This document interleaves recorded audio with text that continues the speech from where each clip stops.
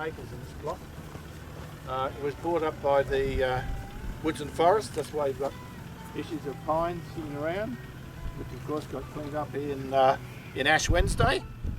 But you can see the interesting terrain of Cuddly Creek with the very steep hills, the very narrow valleys, and when the sun's shining up here, it's fantastic. I think you'll all agree it's a fantastic piece of scenery here.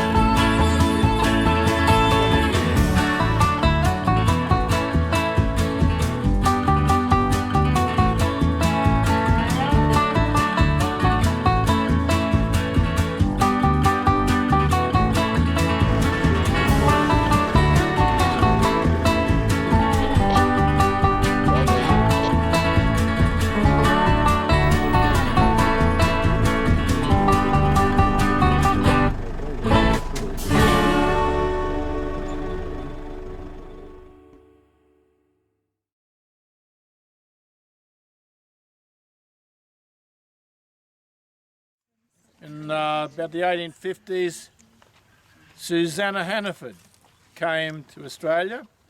I think that they were trying to escape the window tax that was in the country.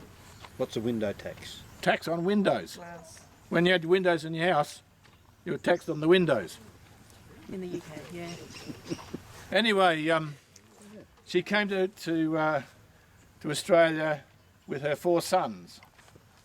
And after a short time, they came up and acquired this property.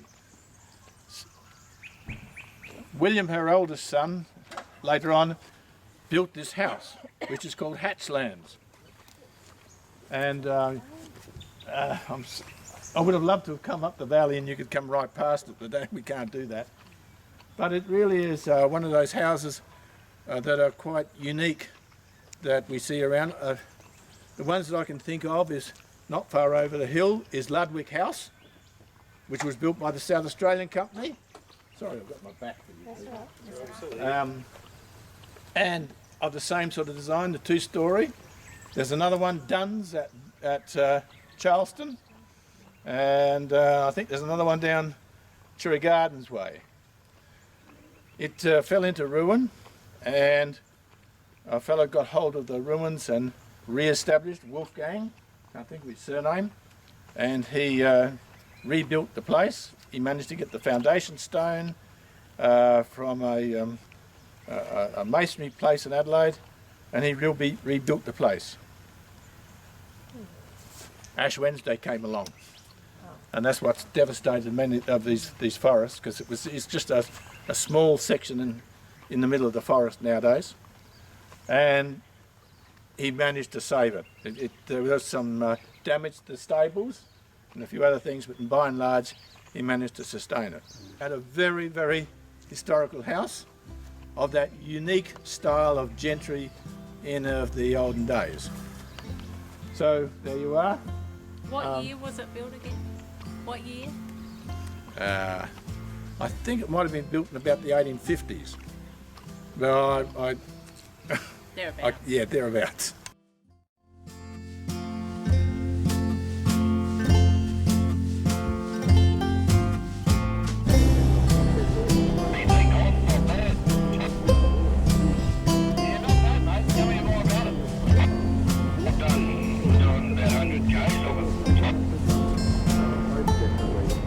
Established in 1893.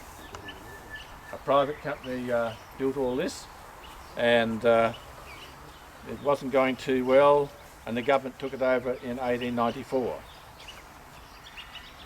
And it closed in the early 1950s.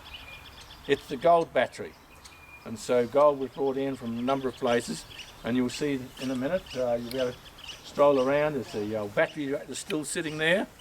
The engine that they put in the latter part is still there. There's been some material stolen out of here from time to time. I understand out of here they got 53,000 ounces of gold.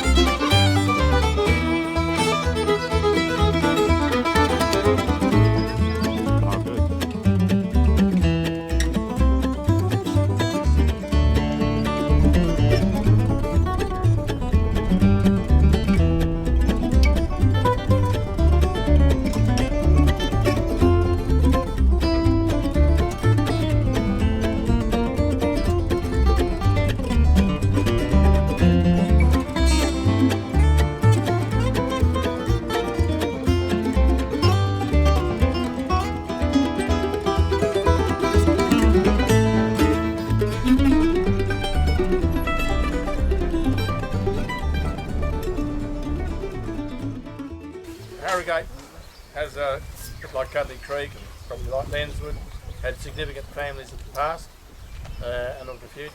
Well, the present anyway, not about the future. But I've talked about Bryce's, it was Bryce Road.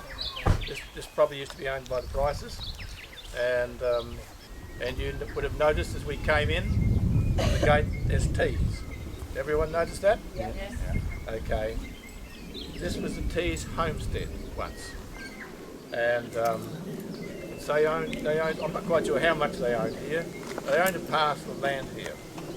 And the significance of this spot here is that if you look just down the other side of that heap of stones, is one of the few threshing floors that are around.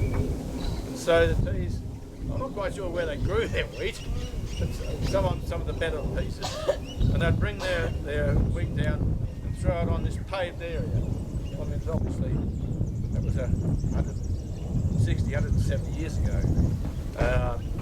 And what's happened is they've taken away the log that was there.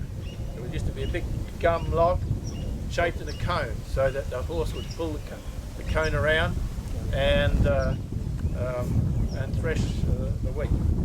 So I'm bringing you here because it was a very significant spot.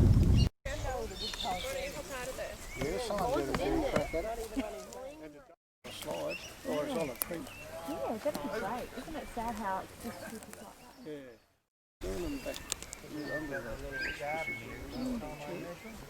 Probably they did quite a few, 6 to 8 years in a row, I reckon.